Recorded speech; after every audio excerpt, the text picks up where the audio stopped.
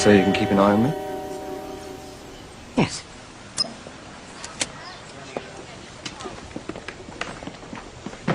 When they analysed the stock market after 9/11, the CIA discovered a massive shorting of airline stocks. When the stocks hit bottom on 9/12, somebody made a fortune. I gotta be honest with you. When the September 11th situation happened, I didn't know that. And I must say, and I wanna say this because I wanna take it lightly. It's not a light situation. It's a devastating act. It was really a bad thing. It was one of the worst things I've seen in my lifetime, you know. But I will tell you, and every trader will tell you, who was not in that building, and who was buying gold and who owned gold and silver, that when it happened, the first thing you thought about was, well, how much is gold up? The first thing that came to mind was, my God, gold must be exploding. Fortunately for us, all our clients were in gold. So when it went up, they all doubled their money. Everybody doubled their money. It was a blessing in disguise. Devastating, crushing, heart-shattering, but on a financial sense, for my clients that were in the market, they all made money. Now, I wasn't looking for this type of help. But it happened. When the U.S. bombed Iraq, back in 1991, the price of oil went from $13 to $40 a barrel, for Christ's sake. Now, we couldn't wait for the bombs to start raining down on Saddam Hussein.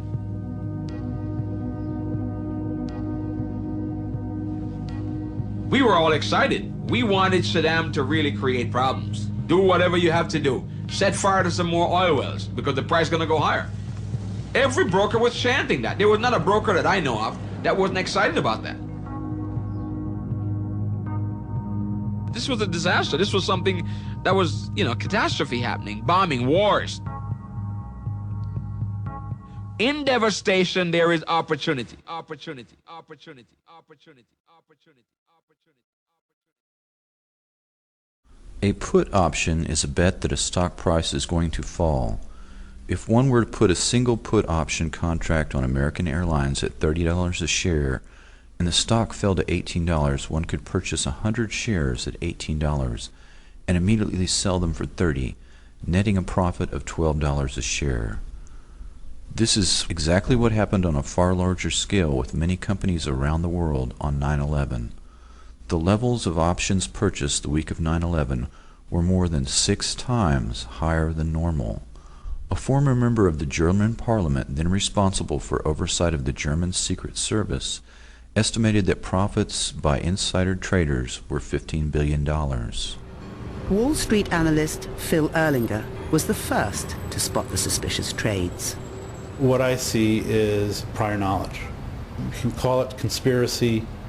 It's my opinion that somebody knew ahead of time that 9/11 was going to happen and they made bets to take advantage of it.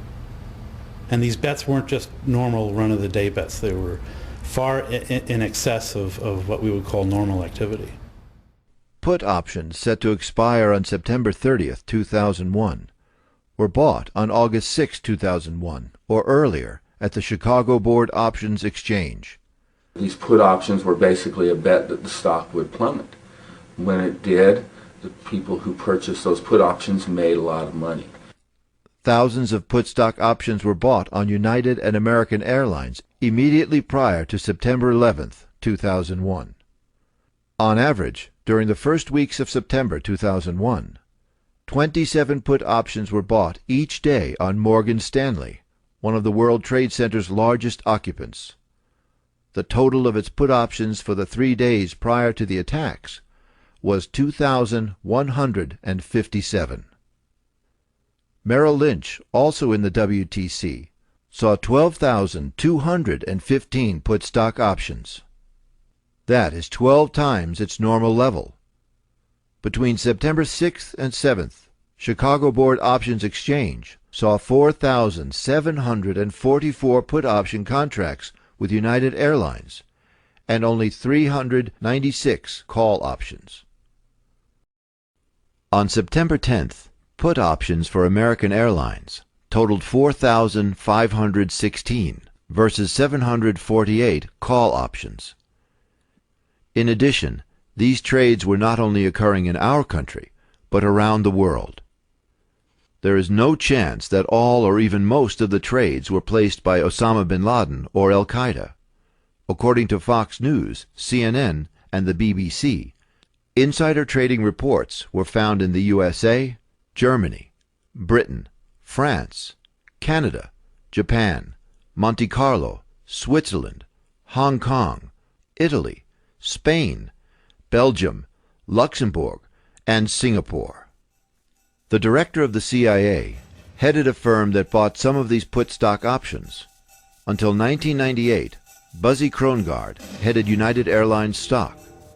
Mr. Krongard was head of Bankers Trust until he resigned and was promoted to CIA Executive Director by President Bush in March 2001.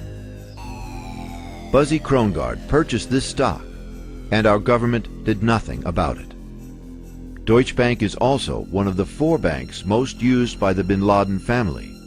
Additionally, $2.5 million in put options on United and American Airlines went unclaimed. The German central bank president, Ernst Weltec, had a study conducted by his bank. It indicated, quote, "There are ever clearer signs that there were activities on international financial markets that must have been carried out with the necessary expert knowledge in industries such as gold, oil, airlines, and insurance companies." There was a lot of money to be made from the events of September 11th. And indeed, many people in our own government called the events of September 11th an opportunity.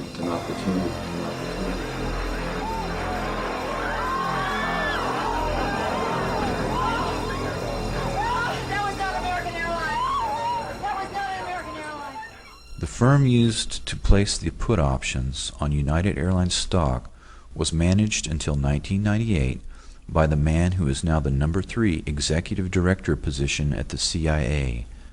A.B. Buzzy Krongard became vice chairman of Bankers Trust when the 2 firms merged, and his new position was to oversee private client relationships. Krongard had a special hands-on relationship with some of the wealthiest people in the world in a specialized banking operation that Senator Carl Levin identified as being connected to the laundering of drug money. Bankers Trust was acquired by Deutsche Bank in 1999 to form the single largest bank in Europe. Before 9/11, Kevin Ingram, an executor for Bankers Trust Deutsche Bank, pled guilty to laundering money to finance terrorist operations for groups linked to Osama bin Laden. Deutsche Bank has been a favorite of the bin Laden family and was connected to the hijackers and their support network. Deutsche Bank had corresponding relationships with banks in Bahrain and Kuwait that served George W. Bush when he engaged in illegal insider trading of shares of his company Harkin Energy. Both banks, Kuwait Finance House and Faisal Islamic Bank of Bahrain, had dealt with Al-Qaeda and bin Laden. But when the Bush administration released its worldwide list of suspect financial institutions vowing to track down terrorist financing, neither bank was on the list. Mayo Shattuck III is a powerful force in the financial world. Head of the Alex Brown Deutsche Bank on 9/11, he had previously been involved in Enron, helping them conceal their massive debt, as well as involved in an insider trading scam involving Adnan Khashoggi's Genesis Intermedia immediately before 9/11. He was midway through a 3-year, $30 million contract as head of Alex Brown when the attacks came, and under his management, some of the illegal trades on United Airlines were placed. Mayo Shattuck has taken over Alex Brown operations in 1997 after Krongard had officially gone to the CIA in 1998. Mayo Shattuck III resigned on the day after 9/11.